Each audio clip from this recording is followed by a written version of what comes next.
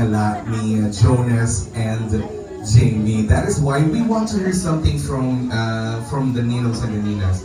At kayo na po ang mauna, sir.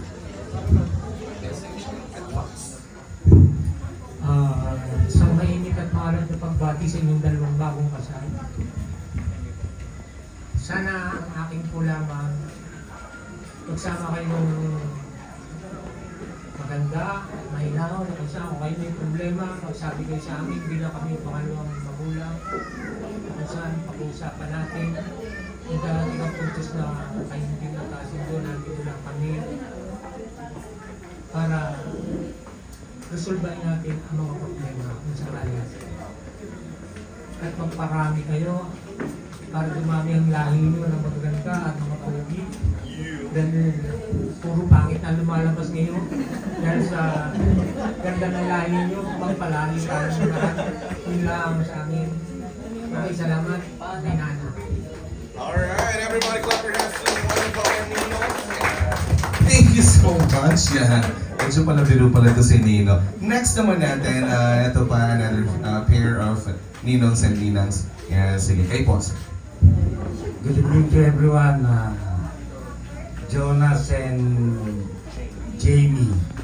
Si Jonas lagi ko kasi kasama yan. Parang dapat nga hindi ako ninong Parang magkasama lang kami yan Pero ang pinag-uusapan namin lagi nga puro negosyo. So, alam ko naman na 10 years na kayo, may 2 baby na kayo. I think you are ready prepared for what is really going on when making a family, no? Sa pamilya naman, wala namang perfectong pamilya Laging may problema yan, no? Siyempre, ang sinasabi ng lahat, ang problema minsan nag-start sa problema sa pera. Yan. Pangalawa, yung mga selosan, no? Si Jonas, hindi naman magsiselos yan kay Jamie. Alam ko naman, lagi niyan siya ang sinasabi mong mahal na mahal mo. Si Jamie lang naman ang pwedeng magselos, di ba? Oo. Pero, kilala ko rin naman yung kapatid niya, ni Jonas. So, I think, maayos niyo talaga lahat ng mga problema. Kasi yung problema nyo, hindi naman mariresolve actually yan ng mga ninong nyo, no? Kasi kanya-kanya rin kaming mga idea kung paano namin kayo tutulungan o ano yung mabibigay namin tulong sa inyo. Pero sa inyong dalawa, siyempre, pag-uusap nyo, no, kayo lang ang makaka-resolve ng problema nyo. Sa buhay ng tao, imposibleng wala tayong problema. Tandaan nyo yan, no? Araw-araw meron tayong dumarating na mga hindi natin inaasahan. Ang problema minsan, mariresolve mo yan ng 1 oras lang, 30 minutes. May problema na it will take a month, a year, or even 5 years bago ma-resolve mo yung problema.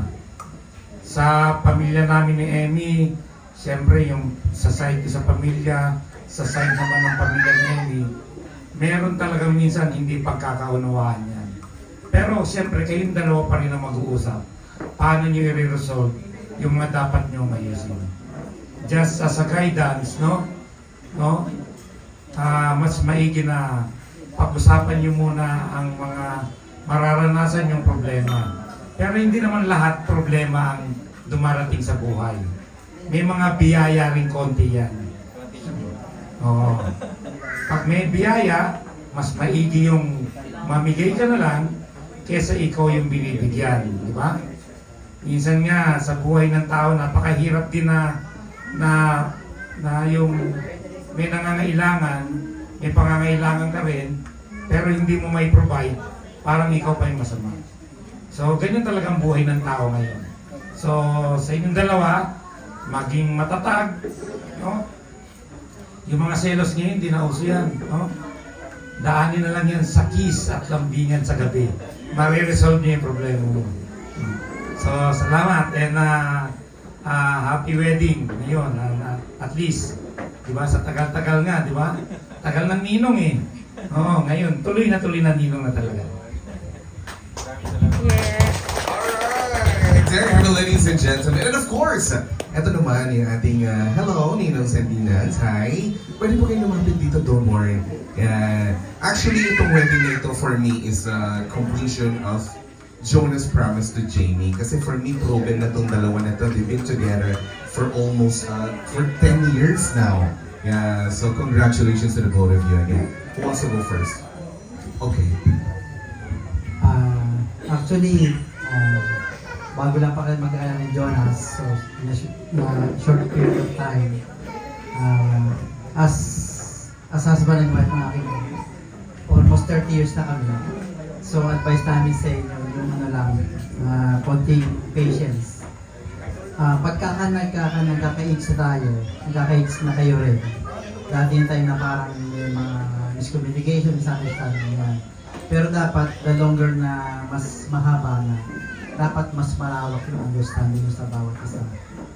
Kahit sabihin mo, maliit na bagay yan, minsan lumalaki, pero dapat napag-uusapan lagi. Saka, unang-una, laging ipagkakatiwala sa pamilya.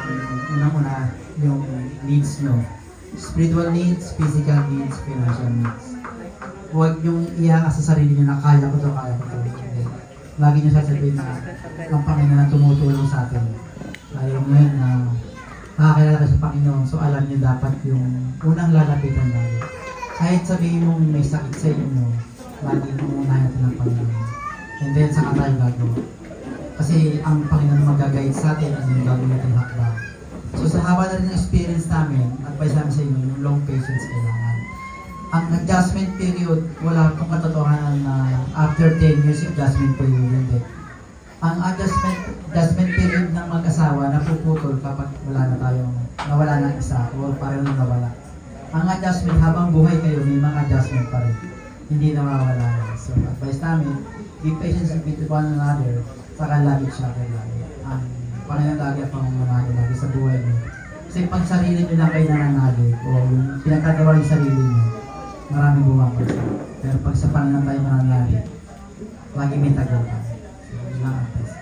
Alright, there you go. Everybody clap your hands para sa ating Short message lang. Sa akin naman, sa sandali natin naging magkakilala at naging magkaibigan, lalo na naging magkapatid tayo kay Kristo. May papayo ko lang sa inyo, yung palagi natin nachachat ko sa inyo, panghawakan niyo lagi yung mga promises ni Lord. Kasi diba, yung promise niya, totoo, tunay yun. Kaya lagi tayo magtitiwala sa Kanya. Lagi natin tatandaan yung mga paalala niya sa atin para marami kasing pagsubok na dumarating araw-araw at araw-araw tayo nagkakasala. Kaya palagi tayong mag-pray sa Kanya. Palagi natin siyang unahin kasi siya yung nagbibigay ng kalakasan sa atin hanggang sa mawala tayo dito. Palagi natin siyang unahin. Diba? Malapit na siyang dumating. Kaya God bless you sa inyong dalawa. Alright, everybody please clap your hands. There you go. Yeah. Okay. And now this time, we will now proceed to the cake slice.